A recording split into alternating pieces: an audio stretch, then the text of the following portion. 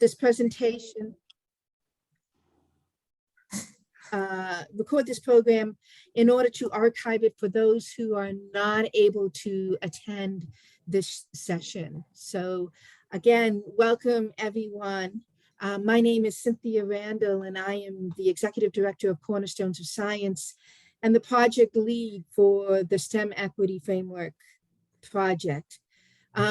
Briefly, a little bit about Cornerstones. We are a nonprofit specifically headquartered in Brunswick, Maine, and specifically our mission is to work with state and public libraries to create science experiences that spark curiosity and foster a deeper understanding. We do this through loanable kits. Some of you may know us through the Library Telescope program, where we now have over 600 telescopes in 38 states, as well as working with the National Libraries of Medicine in 500 libraries on water quality and lead in water citizen science experiences. And in addition, also professional development training around integrating science into library or operational capacities, which means collaborations with local partners, with community members who may or may not have access to either those resources or those experiences. So this project is the next step in the development of what we are calling on-demand actionable science experiences, where families can go to the library, learn something around a relevant community issue such as public health, climate change, water quality, and then be able to immediately act upon that information in also working with public libraries on creating that equitable, inclusive access to those who may not see the library as theirs or can't get access to it for some reason. These are the types of issues that we want to be addressing in this project. So the STEM Equity Project overview is exactly that. We are wanting to focus, working specifically with library directors and senior managers and senior management around how do we create equitable, inclusive access around relevant science-based community issues, particularly to those populations who are unable or do not recognize the libraries as a relevant place for them. The project components are, there are 3 project components. One is the development of a STEM equity framework, which I'll get into shortly. Secondly, it's around the professional development. How do we work with library directors, continuing to enhance, build skill sets and competencies around core areas that are recognized to build equity and inclusion. And then we will then go through what the application process looked like and what does it mean to become a pilot library, and then answer any questions that you might have. I know that you will be having questions throughout this presentation. If there's a question you want to ask, please feel free to put it in chat and we will answer it at the end of this session. We want to make sure that we are able to answer everybody's questions as they come. And then finally, there will be a slide on additional information regarding the pilot library component of the project, regarding the overall project. Today's presenters are all key project partners within the STEM Equity Project. I cannot thank GAIL, DEANA, Ashley, Ishmael, and CARRIE for their belief and participation in this project. It just reaffirms the importance of what we want to accomplish here, and their participation recognizes that importance. David will be talking a little bit more on what it means to become a pilot library, the process, key dates. GAIL will be talking more about the overview of the pilot library activities. DEANA from the Idaho Commission of Libraries will be outlining the ongoing support that will be provided to participating pilot libraries throughout this project. And Carrie Sanders from the Maryland State Library will describe, of course, the benefits of participating as a pilot library.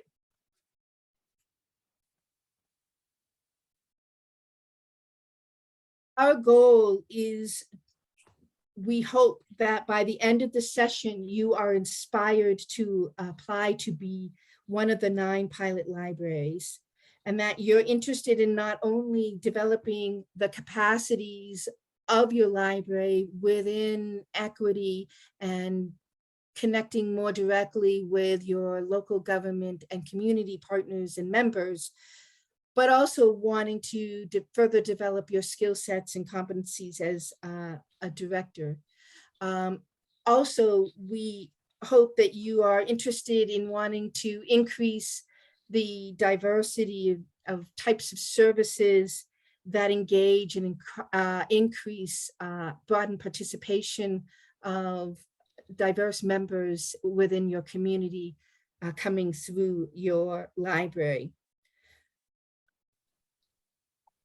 We also recognize that we hope you are interested in wanting to help the project team develop the language and the process to address equities within the library environment and help us reach out to other public libraries. Your informed opinions, your participation will help us begin to increase the awareness to public libraries and increase the shared language and the steps needed to create STEM equity libraries. The application process, it says here July 1st, but we have extended it to July 15th. And you'll see that in other slides as well. I want to give you this thought as you are listening to this presentation of, becoming a pilot library is right for you if you value or interested in developing these attitudes and practices. The value of racial equity leadership, the value of aligning your programs, services, and organizational culture to reflect a broader population's need, your collaboration with local government. Where is there alignment between what the library is and can be doing with some of the strategic directions of the executive branch of your local government? Roberta was briefly talking about getting a seat at the table. This is definitely a key component of this project, as working hand in hand with local government, community partners, and your members will just further anchor the library within the community. As mentioned, there's 3 components to this project. The STEM equity framework will literally be a set of guidelines as to library director or senior management practices and attitudes. We want to be meeting library directors along the spectrum, from those that are just emerging on these topics and wanting to learn more on how to integrate this in their library culture and how to broaden, to those that already have very intentional processes and strategies in place, all the way to the opposite side of library directors who are purposeful and who have fully integrated collaborations with the diverse community members and really responding to community needs in an outward manner, both in the community as well as within the library. Aligned with the framework will be a suite of professional development experiences. We anticipate 8 online sessions in partnership with Web Junction. These modules, these face-to-face experiences will include subject matter experts around having, being comfortable in uncomfortable conversations around racial equity with your staff and with community, around how do I get a seat at the table with local government, community engagement with community partners. How do I do a DIY, what we're calling a DIY community needs assessment? What are those relevant, needed issues that need further support and services through the libraries? Also,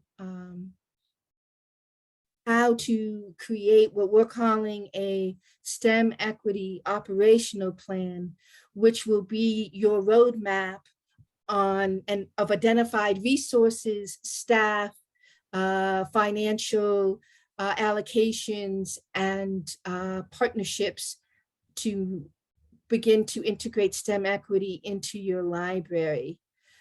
This can only happen at the library director and senior manager level.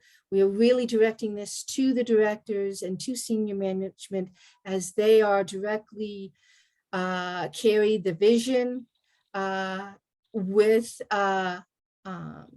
support from friends and staff and the board, as well as community members. Library directors are the ones who allocate the resources, and though there are library leaders up and down through the hierarchy that is library staff, ultimately it starts and ends and continues with library director.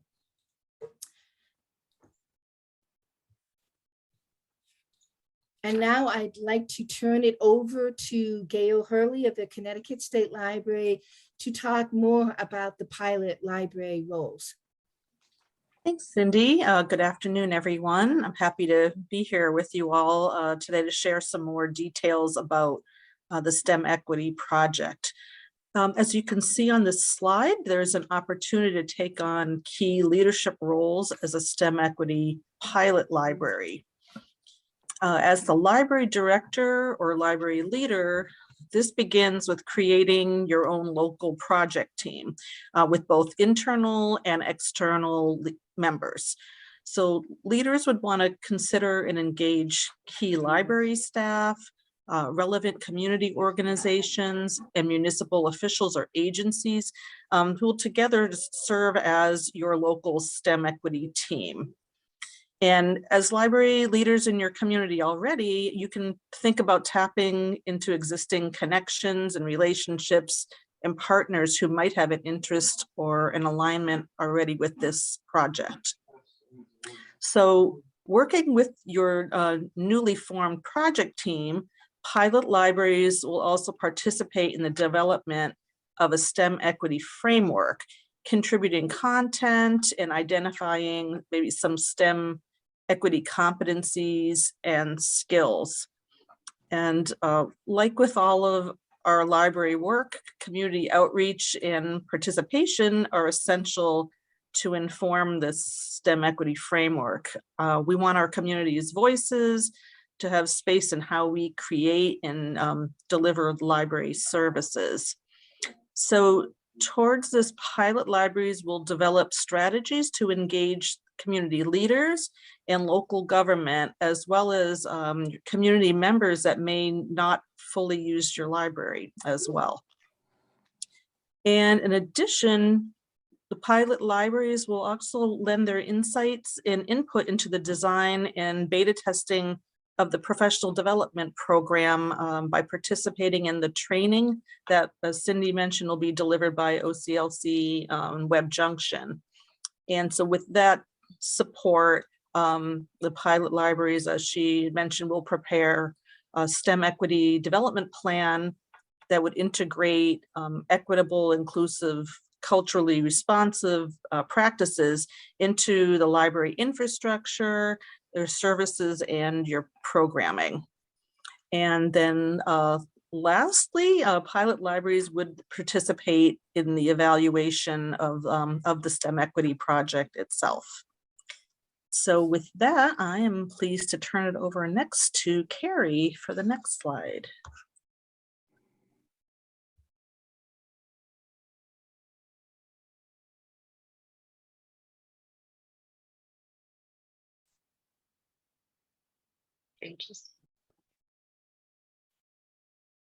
Just gonna hang, there we go. Hi everyone, it is great to be here. Thank you, Gail. So nice to be with you this afternoon and share information about the STEM Equity Project. And yes, there are several benefits for participating as a pilot library. First one there that's listed is training and support. This is extensively, you will have a lot of support from the overall project team. In addition to, and there are several advisors that are part of this group, and then in addition to that, you would be really closely plugged in with the smaller project team of the 3 state library agencies, the staff that were here today, and then we would even drill down a little bit more individually and support you within each of the states and let there be kind of a cohort formed of the pilot libraries. We can remain in touch as much as you would like and have that support of each other and each of us in our state agencies to provide that support amongst our pilot libraries. So lots of training and support, which will advance your organization's communication skills. EDI skills will develop through all this work. And those are very important skills to hone as a key partner in your city or in your other communities, whether you're rural, urban, suburban. Also, just to improve service, we think that all of the professional development that will happen, the conversations that happen amongst us and the work that happens with your community partners can only really advance the levels of service that you offer in all different levels and outreach in your communities. Over the last 2 years, I think we have especially seen, and I will even argue in the last month, how we've seen life-changing events take place in our lives. And I think participation as a pilot involved in the STEM equity framework development and the training that's going to happen will further equip libraries to be long-term planners and successful executors of programs and services that meet the true needs of your community. We can kind of think we know what those are, whether they're fire, like the wildfires or water issues or health issues, but things can change on a dime, if we've seen, unfortunately, in Texas, New York, and many places. And just having this experience and working through this project will help you have that true needs of your communities with a view on all of your community members, not just those who are your current library users. And lastly, that national recognition. I think we all know that the rewards of being a leader in our communities and providing access and services to all especially those who may not be current users and possibly need us the most, is a huge motivator for being a part of this pilot, but the national recognition doesn't hurt. It is always rewarding to be successful with a project and then be able to demonstrate its replicability so that your resources and your successes can be shared by other libraries for the benefits of their communities. I would just say that in the last couple years, I have done a lot of studying of a project that was fielded by a learning consultant, Linda Braun, a national learning consultant, and then Dr. Megha Subramaniam, who is with the University of Maryland iSchool, and they studied how public libraries can meet the acute needs of their communities in times of crisis. Out of that work, several conversations that took place in 2020, they published a field guide which listed 4 essential tasks that need to happen by the library in order to meet these needs and play this role in their communities. The first one is to learn about your community. The second one is then to work with those community partners. And after you've identified those needs, is to co-create, to find solutions with the partners to meet those needs. Thirdly is then to iterate and assess what's happening out of those created solutions and see if they're being successful. And the fourth one is to then really take a really strong look internally at your structures, your processes, and design structures that enable this work to happen in your community. I'll share the links to those. I'm really pretty passionate about them and being a public servant. And as I think about the goals of this project and where it will place libraries who participate as pilots, I believe that the skills and the competencies that you would gain will position you to be highly successful in these community collaborations to meet your community's needs, whatever they might be in the days and the years to come. And I will pass it over then to DEANA, who's going to with us on our next slide. Awesome. Thanks, Carrie. Hello, everyone from Idaho. So good to be with you today. And I know Ismail and I are really excited to be part of this project, as is the whole crew at the Commission for Libraries.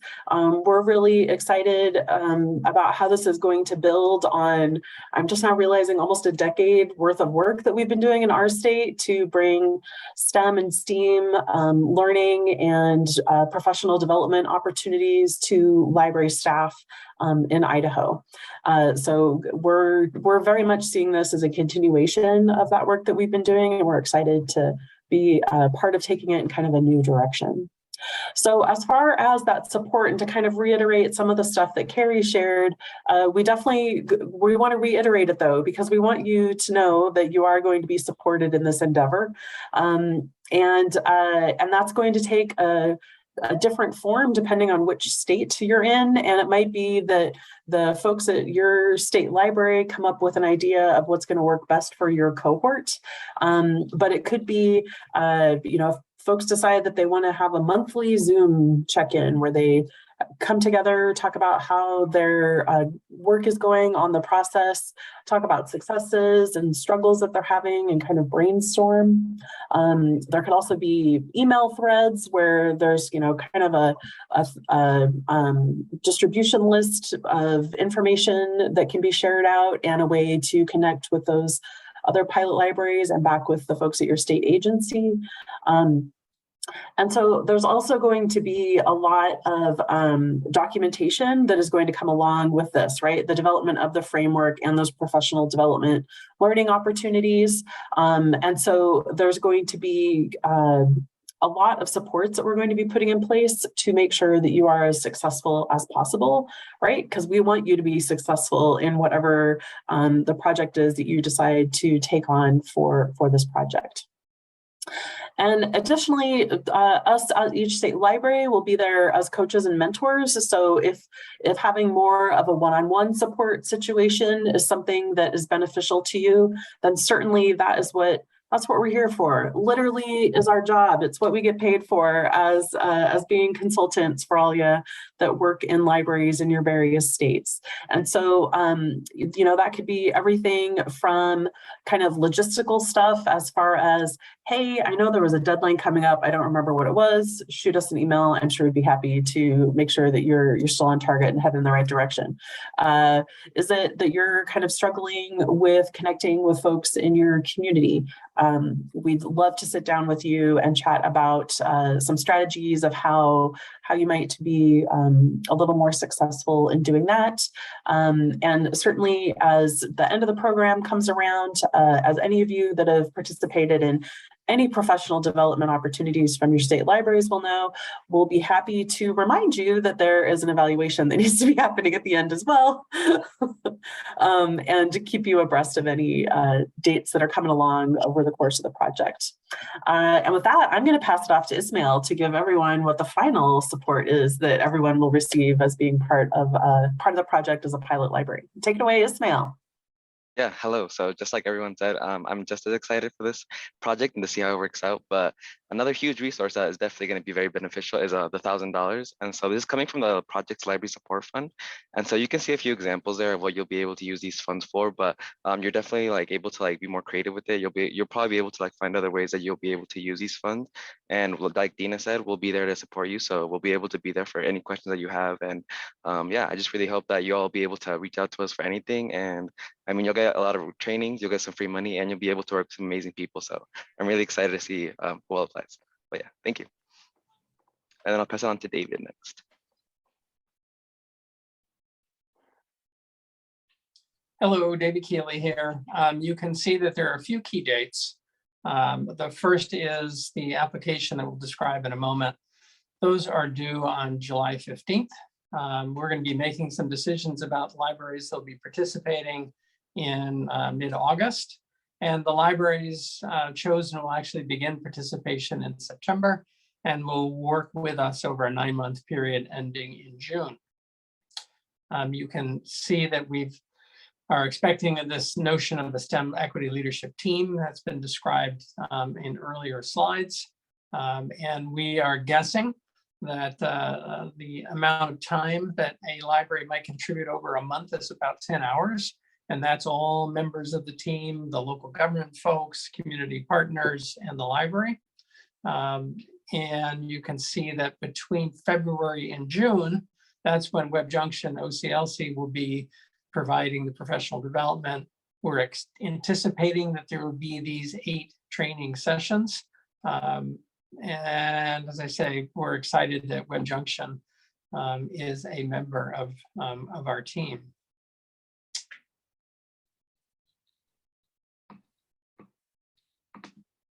The application process is, I think, pretty straightforward. We are going to be providing a website that has a lot of information about this program. It's going to be probably put up this afternoon. You can see this link here. We're going to be providing this PowerPoint, by the way, on our website. So you don't really need to be taking a lot of notes, but there is an application form. It's about a page, 2 pages long. It's on a Google form, so it's fairly easy to complete.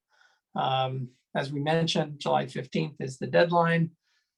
And then in August, the project team that includes our state library partners are going to review the proposal, the applications that were submitted.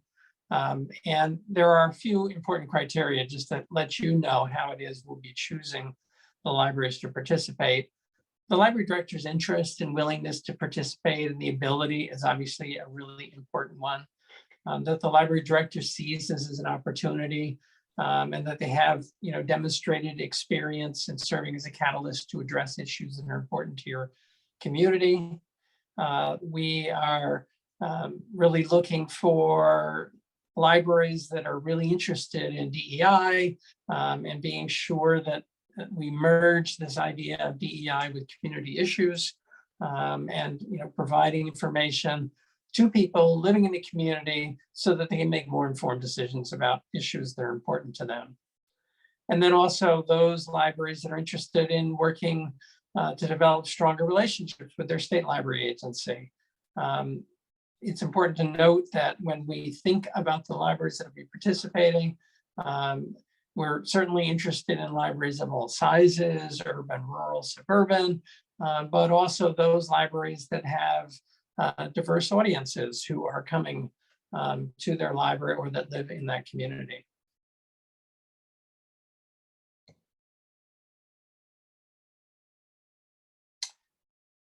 So looking at in the chat, one question that has come up is, how do we define STEM equity? And that seems like a good one for Cindy to take on. And then we want to open it up. People can offer comments in chat or can just chime in. Cindy? Thank you.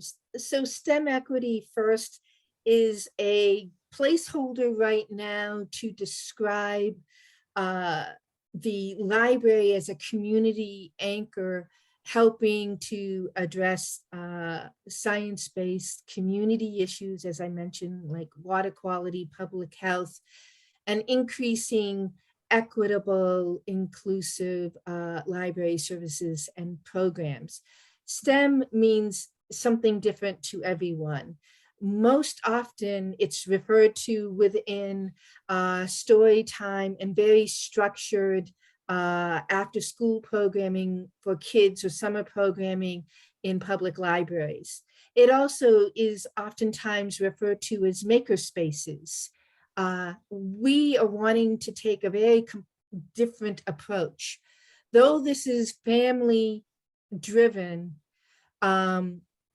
STEM equity in this instance is truly, we want to drive it to the adults of the family being able to learn the information and act upon it from the resources and services provided by the library. These services and resources are going to be co-developed by your partnerships with the members of community, with your partners, and reflective of what you and your local government want to address within the community. What is most relevant to your community, and more particularly, what is most relevant to those populations of people who may not be using your library for a variety of reasons. I also want to stress who is this project for? I absolutely want to stress that if you are emerging in this thought and want to know more about equity and inclusion, and you're looking for the first steps, this is the project for you. If you want to continue to refine and expand upon activities and services and relationships you've already intentionally developed, this project is for you. If you want to move from being intentional to being fully purposeful, that this is the reason for the library's being, and that your library culture reflects your individual leadership vision, as well as aligns with the community, this project is for you. So I want to make sure that and it is a big project, and it is a difficult, I will be honest here, but it is meant with complete understanding, and this is why we need the library director's willingness to participate, because this is coming from you through you. The project should be your guide to further development in your library. So hopefully that answers what STEM equity means, and more particularly who we would like to participate. Other questions?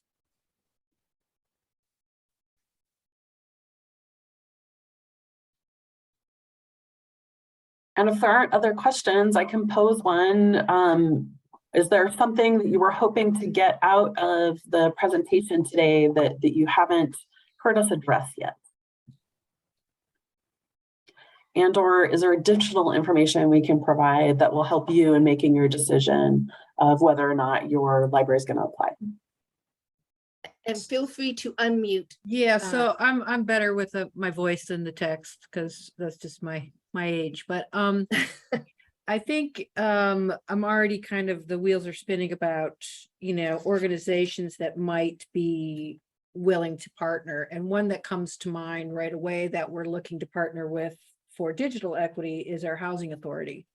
And, that's an area I think could be really rich in helping us address those populations or helping us reach those populations that again might not be coming to the library.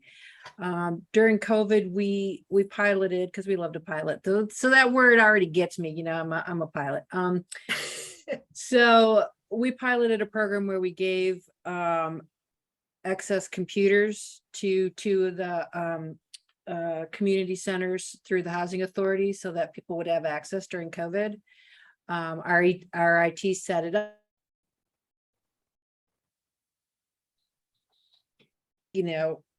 tremendously successful because these folks had computers that still had floppy disk drives. So you could tell that they were extremely old and out of date. So I'm just, brainstorming, but I think I'm guessing you would say that there's no partner that doesn't make sense, depending on what your topic is, right? Well, and you're right.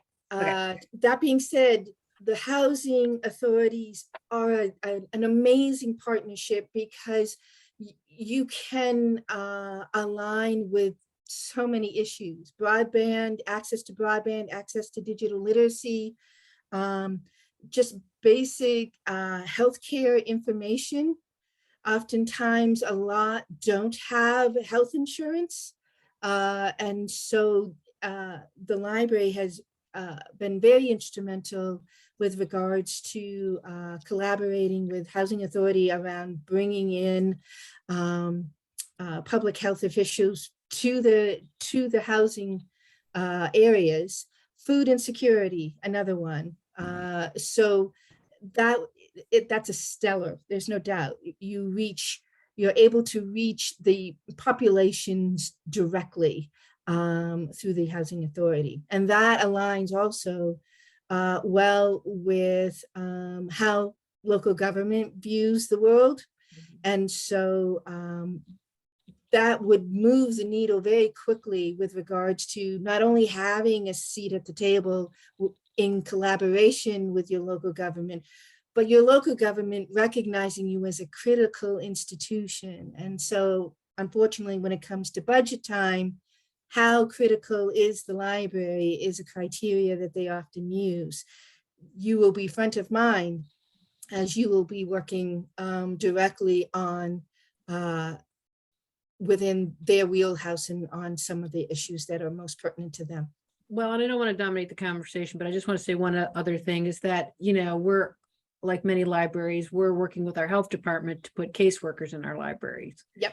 Because we know that there are certain things that, our librarians are not trained to do. And that has been, so far we've, again, piloted it with 3 libraries. So we're hoping to expand that. So absolutely. So Roberta is bringing up a really interesting point. Miss Pilot here has several things in the works. This project could be a really good way to move a pilot into broader distribution and broader integration. So ideally, we are looking for these types of initiatives to sustain in the long term in libraries, because these issues don't go away for these people, for people who need these types of resources. So this is another thing to keep in the back of your mind. So if you are working on an existing pilot, and you might want to use this in this project, please make sure you say that in the application, because that will be very helpful to understand and get an idea of the type of work your libraries are doing. And you can see in chat, Tacey's also kind of raised the same kind of question. Certainly building on existing projects would be great. And I do want to highlight, we mentioned that we're putting together a website that you all will be able to access. In order for you to access it, we need your, if you haven't already signed in to our chat list, that would be good to do, because we will be sending you the link to that website that has a Q&A. It has the application form, the link to it. It has these PowerPoints from today and the one we did last week. And it has kind of a description of the pilot project. So it's a great resource. It likely will answer some of your questions. But again, to DEANA's, what other things have you not received today that you need in order to make a decision about participating?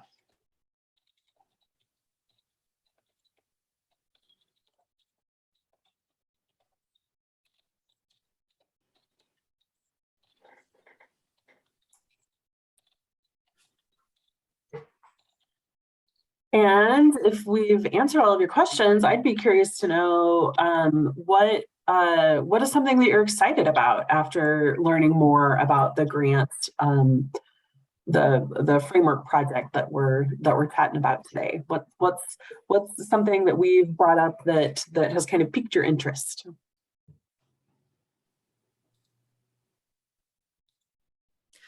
Well, you're thinking about this. Let me go down a little bit deeper into the suite of professional development experiences.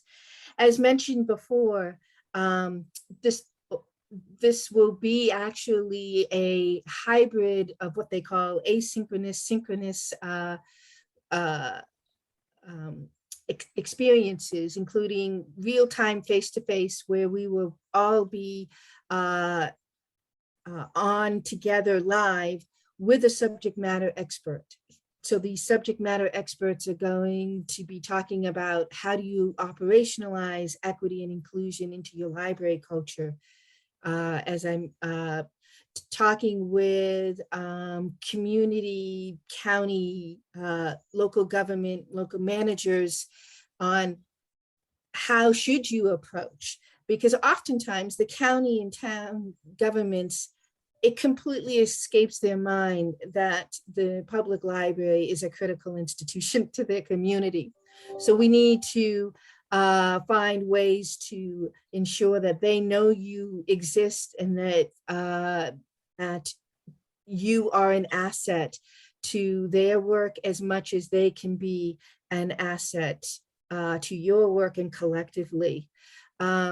There will be a series of toolkits and a workbook which ultimately helps you develop the STEM equity operational plan. There will be strategies outlined and activities outlined, like what I mentioned earlier. What is this DIY community needs assessment? Oftentimes, particularly where libraries don't and cannot afford to do one. At the same time, it doesn't necessarily have to be comprehensive. What it needs to be is a stake in the ground. If you haven't done this before, where do you start? How do you begin to look at your circulation data, community data, interviewing, talking with your local community partners around issues and things like that. So this will be a really stripped down, very targeted needs assessment to begin to get you framing who is in your community and what those relevant needs might be, and who those relevant partners who are already doing good work might be.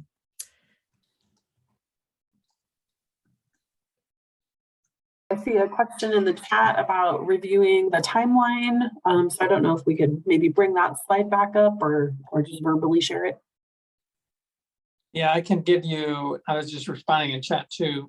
In the, on the webpage, we have a one-page calendar that kind of lays out in greater detail what will be happening over the 9-month period. But in short, we are choosing the libraries in August. Libraries will begin work in September and will work with us for 9 months into June. But again, our much awaited website will give you a good deal more information about the timeline.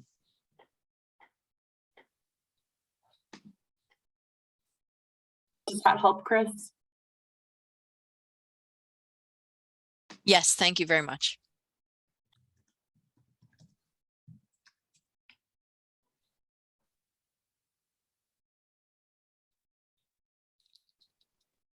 I know this is a lot to process and a lot of information.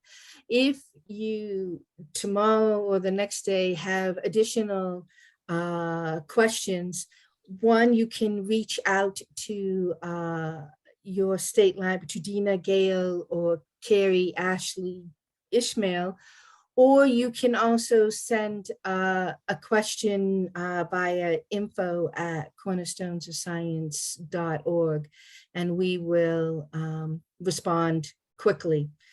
All of your questions that we are receiving today and from the previous session, as well as those through the state libraries and from the info email, will be on an FAQ sheet also on that webpage, and it will be iterative, meaning that as the questions come, we will be adding those to the FAQ sheet.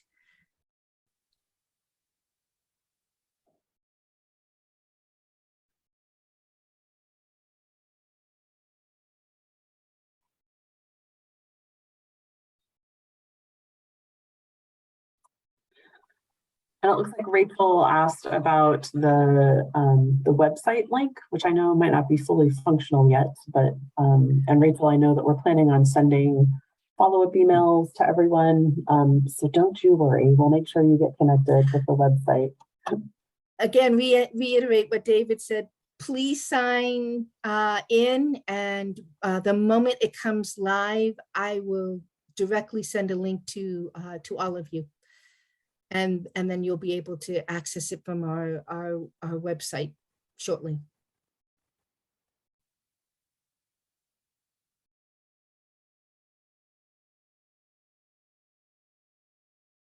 Well, we had 23 people join us today, which is excellent. We had a similar number on our previous call.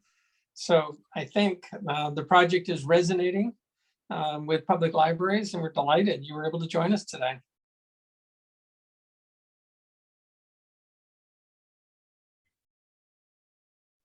Well, thank you so much for participating. And as I said, please feel free to reach out if you have more questions. Thank you all. Thanks, everybody. Thank you. Thanks for coming, everyone.